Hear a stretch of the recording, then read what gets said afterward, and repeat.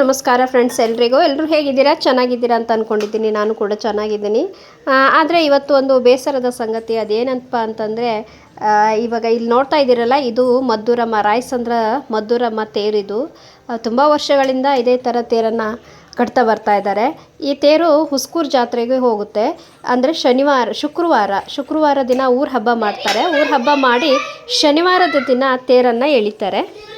ಇವಾಗ ಇದೇನು ನೋಡ್ತಾ ಇದ್ದೀರಲ್ಲ, ಇದು ಶನಿವಾರದ ದಿನ ಇವಾಗ ತಾನೇ ಹೊರಟಿದೆ. ಅಂದರೆ ಸುಮಾರು 2 ಗಂಟೆ ಆಗಿತ್ತು ಮಧ್ಯಾಹ್ನ. ಅಷ್ಟೊತ್ತಿಗೆ ತೇರನ್ನು ಎಳಿತಾ ಇದ್ದಾರೆ. ಇವಾಗ ಜಸ್ಟ್ ಸ್ಟಾರ್ಟ್ ಆಗಿದೆ. ಇವಾಗ ಇದೇನು ನೋಡ್ತಾ ಇದ್ದೀರಲ್ವ, ಇದು ನಮ್ಮ ಮನೆಯಿಂದ ನಿಂತ್ಕೊಂಡಾಗ ಈ ಥರ ಕಾಣಿಸುತ್ತೆ. ಅದಕ್ಕೆ ನಾನೇನು ಕೆಳಗಡೆ ಇಳಿದು ಹೋಗಿಲ್ಲ. ನಮ್ಮ ಮನೆಯವರು ಸ್ವಲ್ಪ ಹೊತ್ತು ಡ್ಯೂಟಿ ಮುಗಿಸಿ ಬಂದು, ನನ್ನ ಮಗ ತುಂಬ ಹಠ ಮಾಡ್ತಾ ಇದ್ದ, ತೇರು ಎಳಿಯೋದು ಹತ್ರ ಹೋಗೋಣ ಅಂತೇಳಿ. ನನ್ನ ಮಗಳಿಗೆ ಹುಷಾರಿಲ್ಲ, ಅಂದರೆ ಕೋಲ್ಡ್ ಆಗಿತ್ತು. ಅದಕ್ಕೆ ನಾನು ಅವಳು ಕರ್ಕೊಂಡು ಬರಲ್ಲ ಅಂತ ಹೇಳ್ತಾ ಇದ್ದೆ. ಅಷ್ಟೊತ್ತಿಗೆ ನಮ್ಮ ಮನೆಯವ್ರು ಬಂದರು. ಅವ್ರ ಜೊತೆಗೆ ಶ್ರೇಯು ತೇರು ಎಳೆಯೋದನ್ನು ನೋಡೋದಕ್ಕೆ ಹೋಗಿದ್ದ.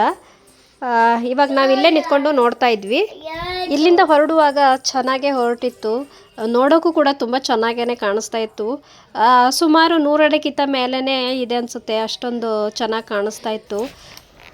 ಬರೀ ಜನಗಳು ಮಾತ್ರ ತೇರು ಎಳೆಯೋದಿಲ್ಲ, ಅದಕ್ಕೆ ಸಹಾಯಕ್ಕೆ ಅಂತೇಳಿ JCB ಮತ್ತು ಟ್ಯಾಕ್ಟ್ರುಗಳನ್ನು ಕೂಡ ಕಟ್ಕೊಂಡಿರ್ತಾರೆ.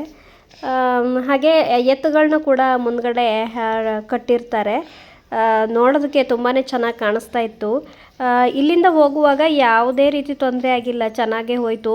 ಸ್ವಲ್ಪ ಬೇಗನೆ ಹೋಯಿತು. ಲಾಸ್ಟ್ ಇಯರ್ ಸ್ವಲ್ಪ ಲೇಟಾಗಿ ಹೊರಡಿಸ್ತಾ ಇದ್ರು. ಸುಮಾರು 3 ಗಂಟೆ, 3:30, 4 ಗಂಟೆ ಈ ಥರ ಹೊರಡ್ತಾ ಇತ್ತು. ಬಟ್ ಈ ಸರಿ ಮಾತ್ರ 2 ಗಂಟೆಗೆ ಹೊರಟಿದ್ರು. ತೇರು ಹೋಗುವಾಗ ನೋಡೋದಕ್ಕೆ, ಅಲ್ಲಿ ಜನರ ಖುಷಿ ನೋಡೋದಕ್ಕೆ ತುಂಬ ಖುಷಿ ಆಗುತ್ತೆ.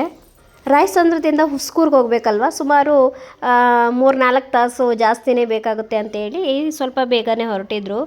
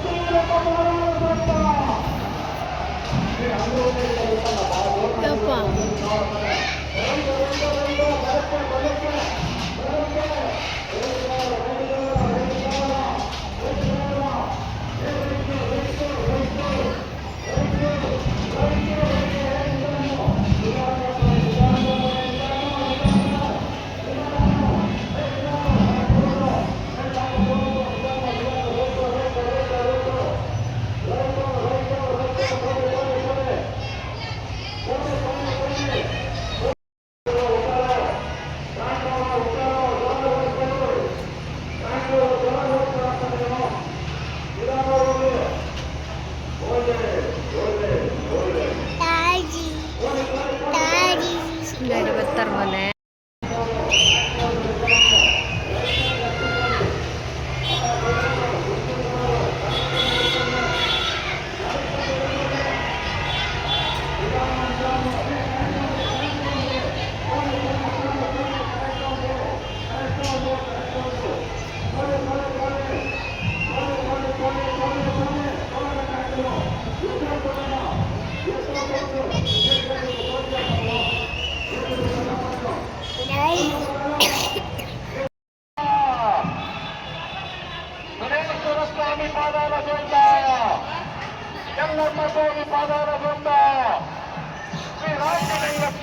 ರಾಯಸಂದ್ರದಿಂದ ಹೋಗುವಾಗ ಚೆನ್ನಾಗೇ ಹೋಯಿತು. ಆಮೇಲೆ ಮಳೆ ಗಾಳಿ ಸ್ಟಾರ್ಟ್ ಆಯಿತು. ಸುಮಾರು 5 ಗಂಟೆ, 5:30, 6 ಗಂಟೆ ಅಷ್ಟೊತ್ತಿಗೆ ಚೆನ್ನಾಗಿ ಮಳೆ ಗಾಳಿ ಸ್ಟಾರ್ಟ್ ಆಯಿತು.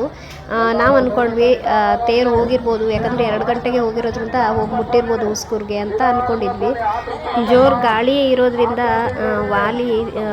ರಾಯಸಂದ್ರ ತೇರು ಮತ್ತು ದೊಡ್ಡನಾಗಮಂಗಲ ತೇರು ಎರಡೂ ಬಿದ್ದಿದೆ.